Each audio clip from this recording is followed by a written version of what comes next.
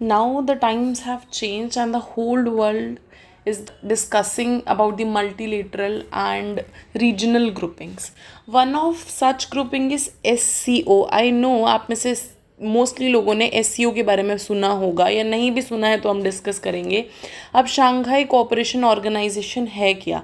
ये एक ऐसी ऑर्गेनाइजेशन है जिसमें China, India, Pakistan, Russia and central Asia की कंट्रीज़ जो नॉट सो एलाई कंट्रीज़ हैं, ये सब एक साथ आके यूरेशिया का बहुत बड़ा पार्ट क्रिएट करती हैं. ठीक है. शांघाई कोऑपरेशन ऑर्गेनाइजेशन जो है economic, political and security matters को डील करता है. किन किन मैटर्स को? Economic, political and security matters को. But Shanghai cooperation organisation how did it came into force? बना कैसे? अब इसका ऑब्जेक्टिव क्या है, वैल्यू क्या है, ये सब हम आज पढ़ेंगे. ठीक है. एससीओ के अंदर चलते हैं. सबसे पहले एससीओ जो है शांघाई 5 नाम की ग्रुपिंग से ओरिजिनेट हुआ है. अब शांघाई 5 क्या था? शांघाई 5 जो ऑर्गेनाइजेशन था after the disintegration of USSR, जो कि 1991 में हुआ, उसके बाद 1996 के अंदर शांघाई 5 एक ऑर्गेनाइजेशन बना जिसके अंदर मेजर 5 कंट्रीज थी. Who were those countries? एक था Russia, second one was China, फिर ये ध्यान से देखो यहाँ पे किर्गिस्तान था, ताजिकिस्तान था एंड कजाकिस्तान था. अगर मैं यहाँ पे मार्क कर दूँ तो ये रशिया था, चाइना था, ताजिकिस्तान था, किर्गिस्तान था एंड कजाकिस्तान था. इन पांचों कंट्रीज़ ने बॉर्डर डिस्प्यूट्स को मैनेज करने के लिए एक ऑर्गेनाइजेशन बनाया जिसको हमने नाम दिया शांघाई 5, मतलब उन्होंने नाम दिया. बट लेटर ऑन इसमें एड ऑन्स हुए, इन्होंने अपना स्कोप एक्सपैंड किया. तो 2001 में उज़्बेकिस्तान को इसके अंदर ऐड कर लिया गया. जब उज़्बेकिस्तान को इसके अंदर ऐड किया तो इसको इन्होंने 2001 में बोला कि हम SCO बनाएंगे. इसको क्या बोलेंगे? शांघाई कॉरपोरेशन ऑर्गेनाइजेशन बोलेंगे, जिसका चार्टर 2002 में साइन हुआ. बट 2003 में it actually came into force. मतलब बना कब था? 15th ऑफ जून 2001 में बना था, बट 2003 में जाके इसको एक्चुअल में ये बन पाया. ठीक है. स्टार्टिंग इसकी 2001 में हुई. ओके. बट लेटर ऑन इसने और अपना स्कोप एक्सपैंड किया जिसके अंदर इंडिया एंड पाकिस्तान ऐड हुए. कब ऐड हुए? 2017 के अंदर इंडिया और पाकिस्तान इसका मेंबर बने, जिसकी समिट को हम बोलते हैं अस्ताना समिट. याद रहेगा क्या? Astana summit. नेक्स्ट पे चलो. अब जो रीसेंट इसके अंदर ऐड हुआ है वो कौन ऐड हुआ है? सेकेंड लास्ट कौन ऐड हुआ है? ईरान ऐड हुआ है. कब ऐड हुआ है? 2023. कौन सा समिट था ये? कौन सी कंट्री इसे हेड कर रही थी? इंडिया इस टाइम पे SCO समिट को हेड कर रही थी. एंड जो लेटेस्ट मेंबर है वो कौन है? ये यूक्रेन के ऊपर छोटा सा कंट्री दिख रहा है, बेलारूस. नॉट सो छोटा एक्चुअली. बेलारूस को यहाँ पे ऐड करा गया है 2024 के अंदर. क्या ये याद रहेगा? अभी कितने मेंबर्स है? 10 मेंबर्स है. Who all are the members? छोटी सी ट्रिक है, ट्रिक से याद रख लेंगे क्या हम इसको? ट्रिक क्या है? Wait a second. ट्रिक है आपकी, ट्रिक है आपकी पुट ब्रिक, II&K. P से क्या है? पाकिस्तान. U से क्या है? उज़्बेकिस्तान. T से क्या है? ताजिकिस्तान. देखो Turkmenistan is not a member. कौन नहीं है मेंबर? तुर्कमेनिस्तान. सेंट्रल एशिया में 5 कंट्रीज है, उसमें तुर्कमेनिस्तान मेंबर नहीं है. देन बी से कौन है? Belarus, recent member. आर से Russia, India and Iran, China, Kazakhstan, Kyrgyzstan. याद रहेगा क्या? 10 मेंबर है. पुट ब्रिक से याद रखेंगे.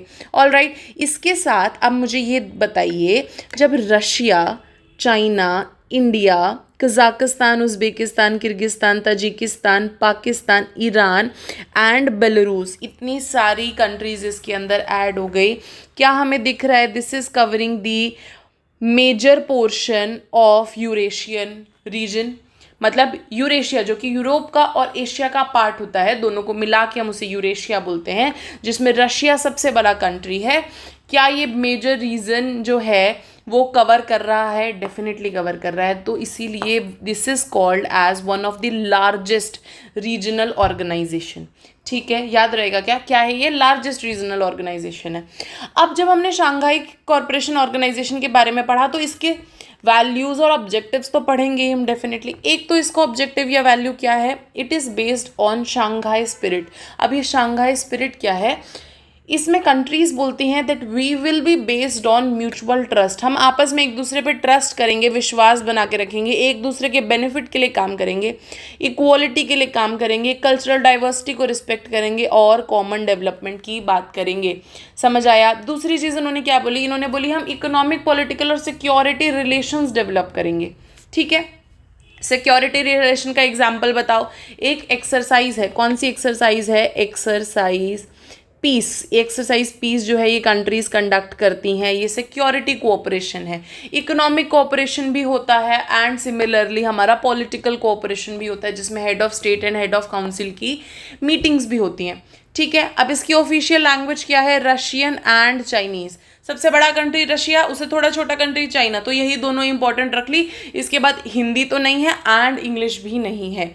इसका हेडक्वार्टर्स कहाँ है, बीजिंग चाइना के अंदर। Shanghai, Shanghai is a place in China only, तो इन्होंने अपना हेडक्वार्टर भी चाइना में बनाया। कहाँ बनाया, बीजिंग चाइना के अंदर। ऑलराइट, अब एक चीज़ हमें याद रखनी है कि जैसे कि सेक्रेटेरिएट जो है एक परमानेंट बॉडी होता है एक ऑर्गेनाइजेशन का, ऐसे ही इन्होंने एक और परमानेंट बॉडी बनाई। दूसरी परमानेंट बॉडी क्या थी, उसको बोलते हैं हम रीजनल एंटी टेररिस्ट स्ट्रक्चर। इसका मतलब क्या हुआ कि ये टेररिज्म के अगेंस्ट स्टेप लेता है, ऐसा ऑर्गेनाइजेशन है। इसका हेडक्वार्टर्स कहाँ है, ताशकेंत में। इंडिया की इसके लिए इंपॉर्टेंस समझते हो क्या आप लोग, India is one of the biggest victim of state sponsored terrorism. तो रैट्स का परमानेंट बॉडी होना शंघाई कोऑपरेशन ऑर्गेनाइजेशन के अंदर इंडिया के लिए बहुत बेनिफिशियल है। समझे, इंडिया हर समिट में इस चीज़ को रीइटरेट भी करता है कि हमें टेररिज्म के खिलाफ आवाज़ उठानी चाहिए और उसके खिलाफ स्टेप्स लेने चाहिए। ठीक है, अगला छोटा सा स्ट्रक्चर समझ लेते हैं। सबसे जो हाईएस्ट डिसीजन मेकिंग बॉडी है, सबसे ऊपर हायरार्की में जो सबसे ऊपर होगा वो हाईएस्ट डिसीजन मेकिंग बॉडी होगी। वो कौन है, हेड्स ऑफ स्टेट है। हेड्स ऑफ स्टेट कौन होते हैं, प्रेसिडेंट है। हमारे केस में बहुत सारी कंट्रीज़ में प्राइम मिनिस्टर भी होते हैं, बट हमारे स्टेट केस में कौन है, हेड ऑफ स्टेट प्रेसिडेंट है। ठीक है, ये हाईएस्ट डिसीजन मेकिंग होती है, बॉडी होती है जो पॉलिटिकल डिसीजन, बजटरी डिसीजन, ये सब मेजरली डिसाइड करती है। Then council of head of government कौन हुआ, प्राइम मिनिस्टर हुए। प्राइम मिनिस्टर्स की मीटिंग होती है। अब ये जो दोनों काउंसिल्स हैं ये वंस अ ईयर मीट करती हैं, एवरी ईयर मीट करती हैं। ठीक है, फिर इसके बाद फॉरेन मिनिस्टर्स की भी एक काउंसिल होती है। एक परमानेंट बॉडी होती है सेक्रेटेरिएट जनरल बोलते हैं जिसको। दूसरी परमानेंट बॉडी हमारे पास कौन सी है, एससीओ के अंदर रैट्स। दो परमानेंट बॉडी याद रखनी है, याद रहेंगी। अब हम इम्पोर्टेंस पे चले जाते हैं। अगर हम एससीओ के बारे में पढ़ रहे हैं तो कुछ इंपॉर्टेंस होगी तभी हम पढ़ रहे हैं। एक दो चीज़ मैंने बताई, लार्जेस्ट रीजनल ऑर्गेनाइजेशन, मतलब यूरेशिया का इतना सारा हिस्सा जो है ये एससीओ में आता है। ओके, दूसरी चीज़ 24% ऑफ ग्लोबल एरिया, मतलब ऑब्वियसली अभी मैंने एरिया दिखाया था ना, मतलब पूरे वर्ल्ड का जो 24% लैंड एरिया है वो इसके पास है।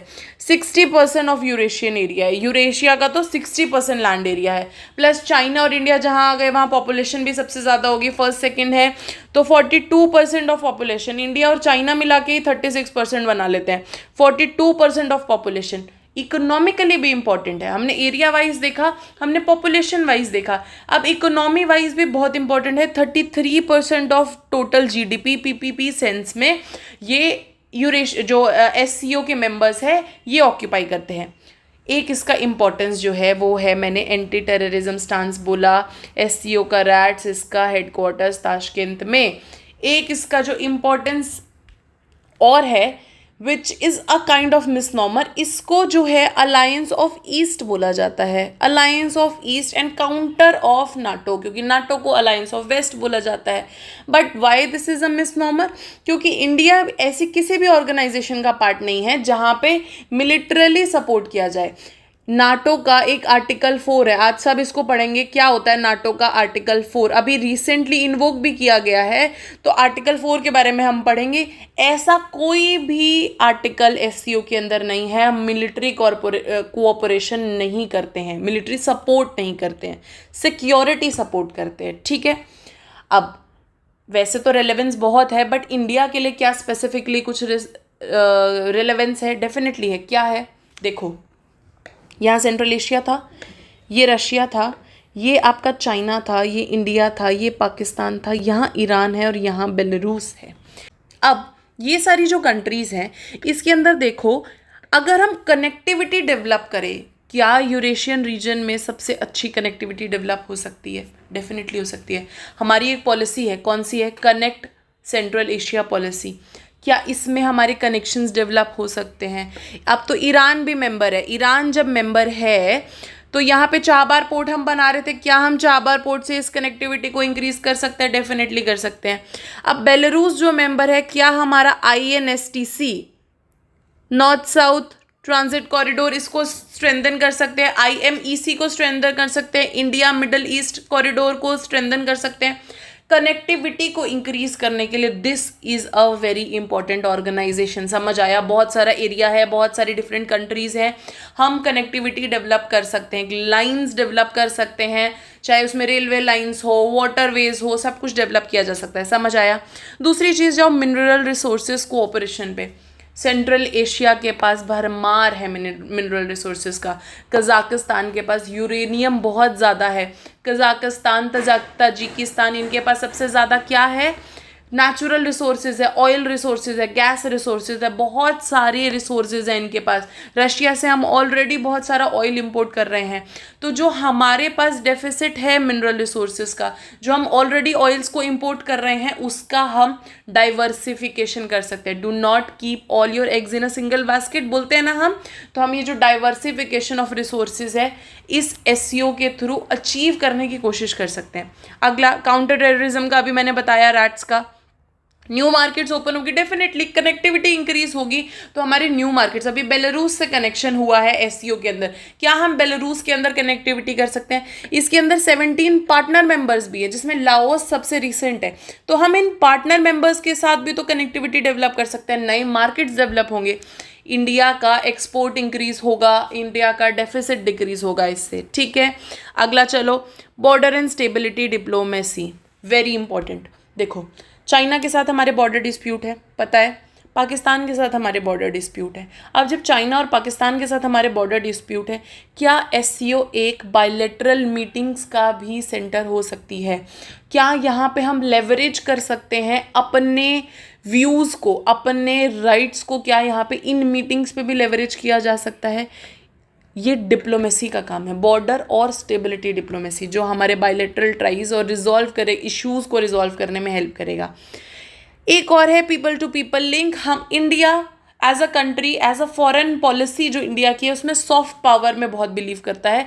हमारी soft power people to people linkages में डेवलप होती है। तो सॉफ्ट पावर के अंदर क्या, वाराणसी का जो SCO टूरिज्म का और कल्चरल कैपिटल हमने बोल दिया समरकंद समिट के अंदर, क्या ये people to people linkage develop करने में हेल्प करेगा? ऑब्वियसली हेल्प करेगा।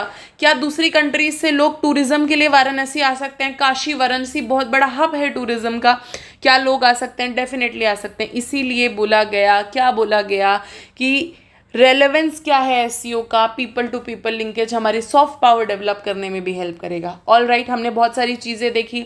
कनेक्टिविटी डेवलप होगी, इकोनॉमिक डेवलपमेंट होगा क्योंकि न्यू मार्केट बनेगा, मिनरल रिसोर्सेज का एक्वायर होगा, हमारे जो political disputes, geo political disputes चल रहे हैं वो रिजॉल्व होंगे, and people to people connectivity भी बढ़ेगी, people to people linkage, soft power भी डेवलप होगी। ठीक है, बट जहाँ अच्छा अच्छा होता है ना, वहाँ बुरा भी होता है। ठीक है, कुछ ना कुछ बुरा होगा, बट इंडिया के साथ इश्यूज हैं SCO के अंदर, नहीं तो हम बहुत डेवलप कर लेते ना SCO को। SCO अभी लिमिटेड डेवलपमेंट पे है। क्या इश्यूज है जो हमें रिजॉल्व करने हैं? पहला जो सबसे मेजर इशू है वो है, आजकल वर्ल्ड मल्टीपोलैरिटी की तरफ जा रहा है। इंडिया जो है एक तरफ पे USA को सपोर्ट कर रहा है, USA के साथ भी, सपोर्ट नहीं बोलेंगे, USA के साथ भी ग्रुपिंग्स में है, और दूसरी तरफ जो है वो ईस्ट की ग्रुपिंग में है जो कि SCO है, जिसमें चाइना और रशिया है। चाइना और रशिया ट्रेड वॉर पे चलते रहते हैं ना USA के साथ, मतलब एक तरफ चाइना, एक तरफ USA, सो वॉर चल रहा है, इंडिया दोनों को बैलेंस कर रहा है। तो ये बैलेंसिंग ही जो है यहाँ पर मेजर इशू है। समझ आया? दूसरा, but India is doing it well. दूसरा चाइना का इशू, चाइना का तो हमारा इशू है ही, पता ही आप लोगों को, BRI इसका बहुत बड़ा पार्ट है, बेल्ट एंड रोड इनिशिएटिव। हम लोग बिल्कुल सपोर्ट नहीं करते हैं इसको। बेल्ट एंड रोड इनिशिएटिव का एक चीज़ है सीपेक नामक, जो पाकिस्तान से पास करता है। आज सब लोग जाके इसके बारे में पढ़ेंगे, इंडिया इसको सपोर्ट नहीं करता है। देन एक चीज़ है string of pearl. String of pearl क्या है?